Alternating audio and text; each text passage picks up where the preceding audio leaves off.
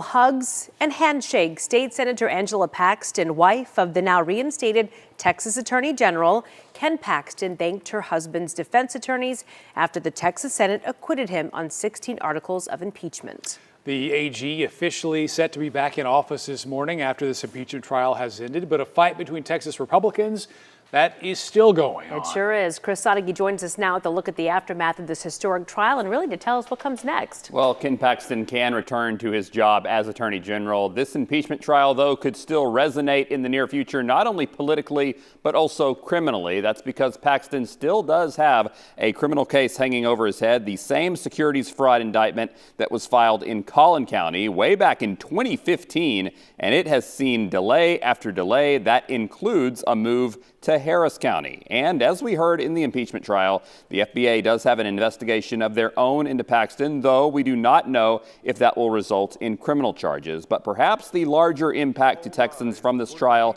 is the huge rift between the Texas House and the Senate. It became obvious during the legislative session and the long back and forth over property tax that the two chambers had a hard time agreeing on anything despite both being Republican dominated. And as soon as the impeachment trial ended, the sniping began again. The Senate President, Dan Patrick, acted as judge in the trial, but that did not stop him from getting his opinion in on House Speaker Dade Phelan.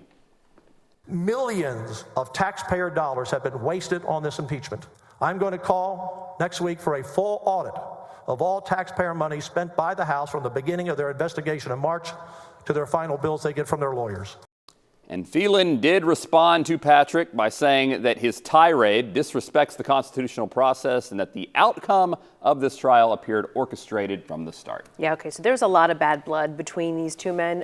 What could this mean for the next regular session? Yeah, we still got a year and a half to go, so hopefully cooler heads would prevail. You would certainly hope. But if the Senate and House leaders are feuding, that could mean more of what we saw this past year, where you have these important bills, the House and the Senate cannot agree. It goes back and forth. At one point, one of the chambers left, said take it or leave it. So that may mean some long waits on some important bills, or maybe them not getting done at all. Get your popcorn ready. All right, good stuff. Thank you, Chris.